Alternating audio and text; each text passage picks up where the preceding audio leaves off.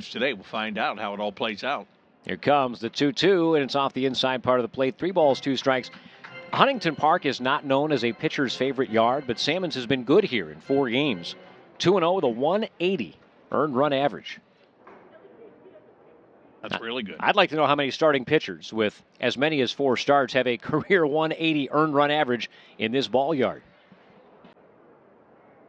Here's the 3-2. Breaking ball hit hard but foul on the third base side. We'll do it. Run the gamut.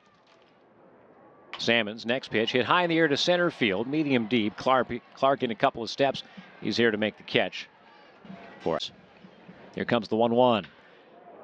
Hit to the gap in left center field. Over making the catch is Fairchild, but trotting home easily. Valencia to put the Mud Hens on the board. Sac fly for Angela for Stuart Fairchild.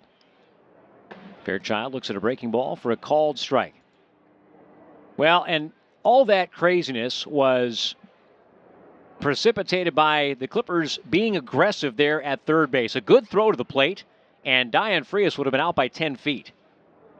But the Clippers put the pressure on the defense, and the throw short hop the catcher, but the third one worked out for the Clippers. Check swing at a high offering, and the home. Salmons comes to the plate and misses outside. There goes the runner. Here comes the pitch. It's down and in. The throw from Valencia to the third base side of the bag. And now the payoff. Breaking ball inside for ball 4. And the first pitch outside for ball 1. Fairchild in the leadoff spot for the Clippers today. He's been solid at the plate. He's hitting .294 on the year. Here's an outside corner. The 1-1.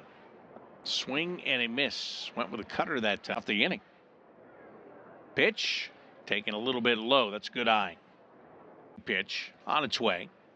Stewart looks at a called strike 3. Download the app on the App Store and Google Play. Next offering is lifted in the air to right center field.